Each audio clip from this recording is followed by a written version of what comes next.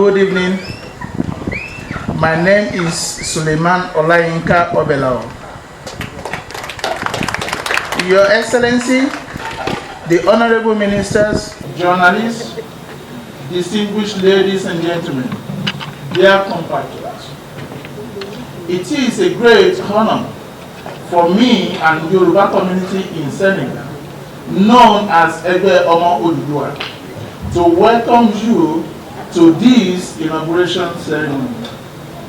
Ebe Odudua was founded in 2009 here in Senegal. I do not intend to make a lengthy speech, but to confine my remark to 3 points. We humbly wish to show our profound gratitude to His Excellency Ambassador Adamu Ibrahim Lamora and his entire Honorable Minister from Embassy of Federal Republic of Nigeria for their tireless work since the arrival of His Excellency towards ensuring the unity, welfare of entire Nigerian community in Senegal, which Yoruba community that was divided nearly a decade benefited in the call for unity and welfare of His Excellency. That finally produced our today's inauguration. Therefore, I hereby thank you on behalf of Yoruba and Nigerian community in Senegal. More grace to your able self.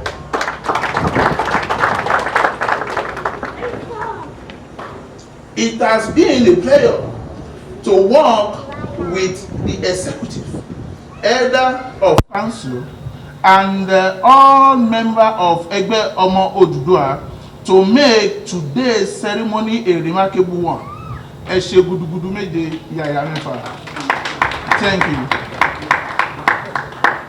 I'm using this opportunity to call on other compatriots to join us without group or organization sentiment. Above all, Yoruba, we are Yoruba. Alone, you can't, but together we can. Ìṣọ̀kan ọmọ Yorùbá ṣe pàtàkì.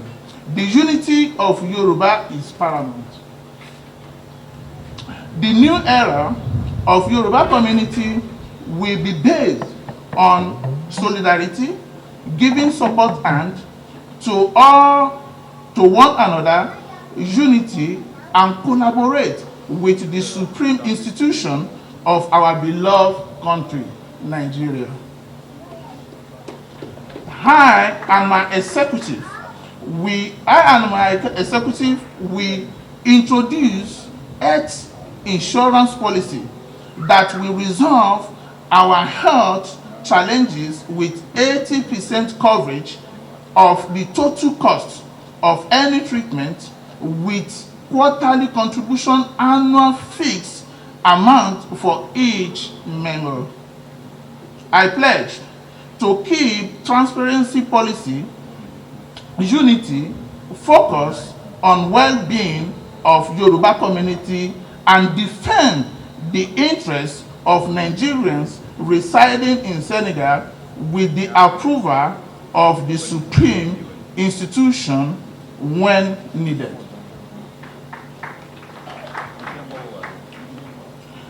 We need you all to step out from the gray twilight into the bright sunshine so that we can see the dawn of a new day.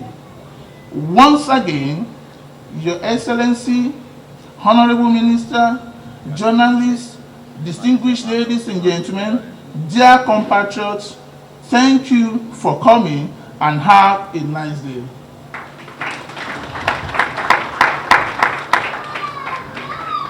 Good afternoon, everybody. Can you hear me? Can you hear me? Okay, good afternoon, everybody. President-elect Alhaji Suleiman Olayinka Obelawo, Committee of Elders, whom I'm seeing for the first time, some of you, members of the Yoruba community here in Senegal, my colleagues from the embassy.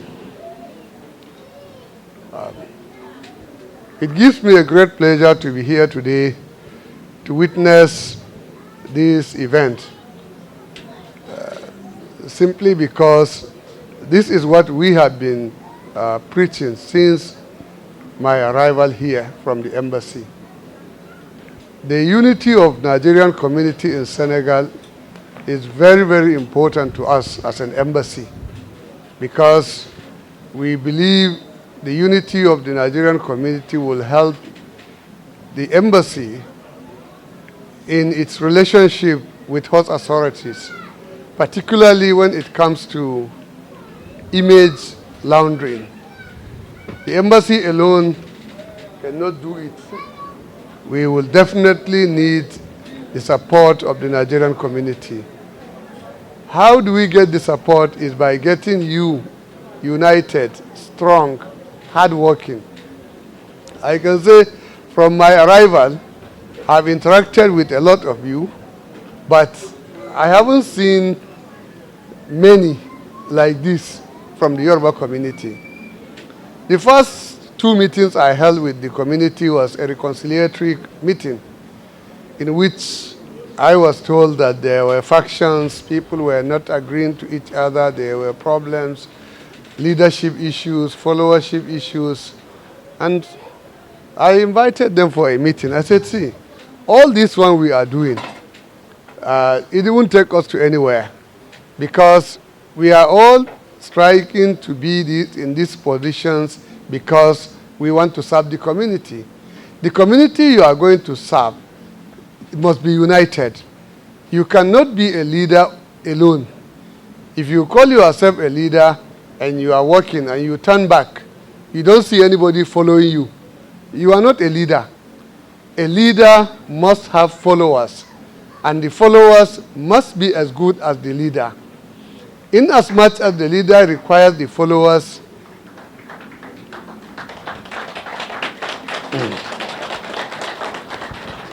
thank you. The followers must also need the leader, because leadership by example is always the best way to go for it. From my interaction with the president-elect on very few occasions, I was convinced that he was born a leader.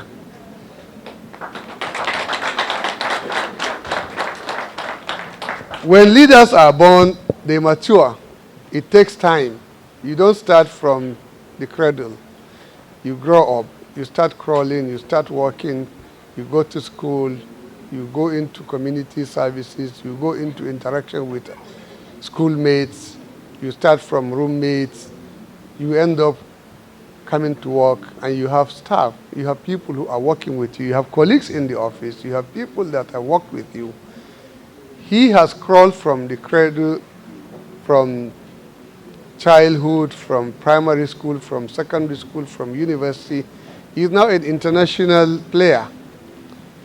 And those are the qualities I saw in him when I came. And what I also told the other faction, whom I have a very, very great respect for, yes, we have an OPU. OPU, as I'm made to understand, is an offshoot of the OPC.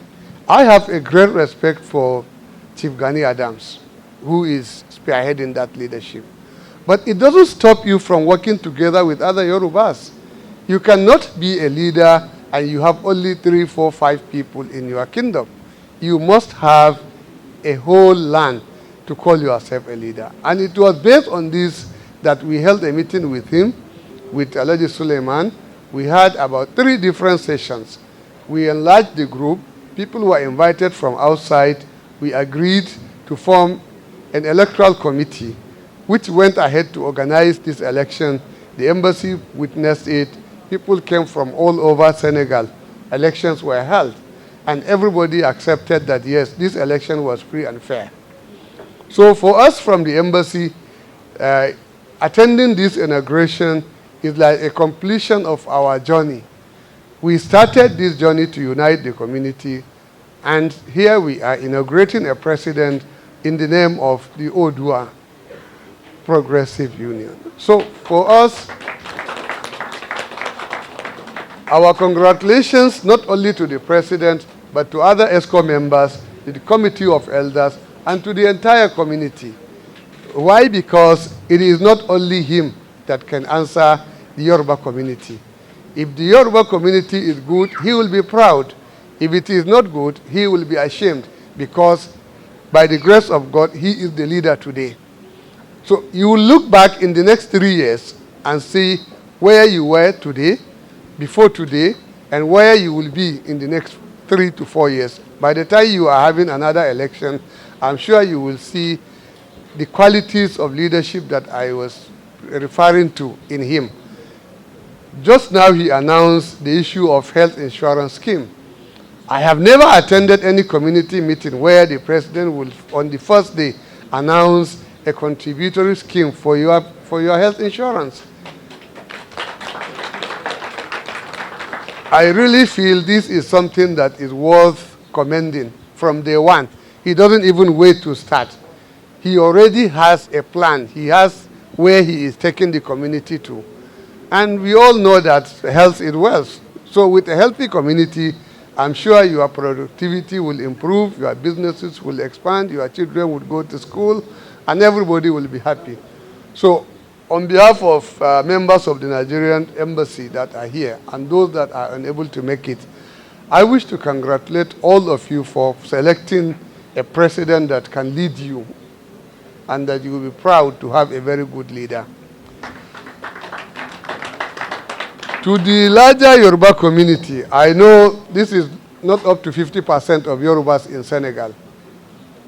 Because of COVID-19 protocols, so many people may not be able to come, other engagements. This is January. Maybe people have traveled, they have not come back. So I want to believe if we had shifted this thing to say March or April, the number would have been much more, and people would have been much more happier and willing to attend, because we are thinking that by April, May, COVID-19 protocol will be relaxed. But nonetheless, this is a very, very impressive turnout. I am very happy with the arrangement, very happy with the attendance, the caliber of people that are here. I can see families, even those that are under 5 years, will live to tell the story that they were there when a president of the Yoruba community was inaugurated in 2019. Who knows, in the next 20 years, 30 years, 40 years, they will live to tell this story.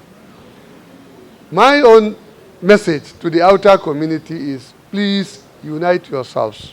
Unity is number one. No matter what someone feels.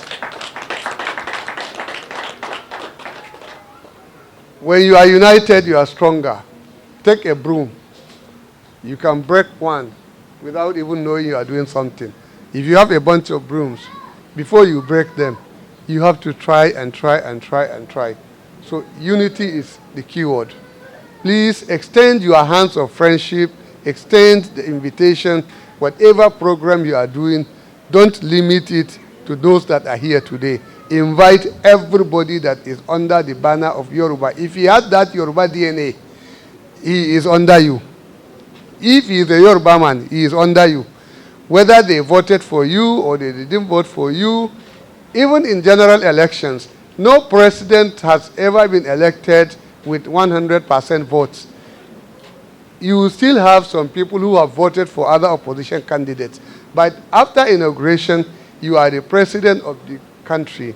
So today, you are the president of the Yoruba community. Whether they voted for you or they did not vote for you, they are your own kingsmen. They are your people. And your responsibility is to see you are leading everybody. Be impartial, be honest, and be God-fearing. With these short remarks, I would say congratulations, and I wish you success. And for the Committee of Elders, you have a very, very important role to play, because in uniting a family, everybody looks up to the elders.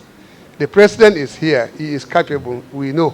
But whoever is appointed as a member of the elders in the community, you must know that there are certain qualities of leadership, of humility, of sense of that unity that is in you.